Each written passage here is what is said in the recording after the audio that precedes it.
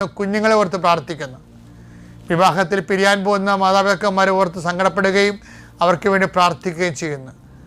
പെട്ടെന്നെടുത്ത തീരുമാനങ്ങൾ പലരുടെ സമ്മർദ്ദത്തിൽ അകപ്പെട്ടിരിക്കുന്നവരെ ദൈവത്തിൻ്റെ തിരുസന്നിധിയിൽ അവർക്കുണ്ടാകുന്ന നിലയും വിലയും നഷ്ടപ്പെടുന്നത് ഓർത്ത് അവർക്ക് യാതൊരുവിധ നിരാശയും ഇല്ലാതെ അവർ വലിയ വൈരാഗ്യത്തിലും വലിയ മത്സരത്തിലും അകപ്പെട്ടിരിക്കുന്നവർ, അതിൻ്റെ പേരിൽ കുഞ്ഞുങ്ങളുടെ ഭാവി നഷ്ടപ്പെടുകയും കുഞ്ഞുങ്ങളെ വിശ്വാസം നഷ്ടപ്പെടുകയും കുഞ്ഞുങ്ങളെ വിശ്വാസം വളർത്താൻ പറ്റാതിരിക്കുന്ന രീതിയിൽ അന്ധകാരകൂപകമായ മനസ്സിലിരിക്കുന്നവർ, കർത്താവേ അതിലാരെങ്കിലും നീ ഒരാളെ തുടരണമെന്ന് പ്രാർത്ഥിക്കുന്നു.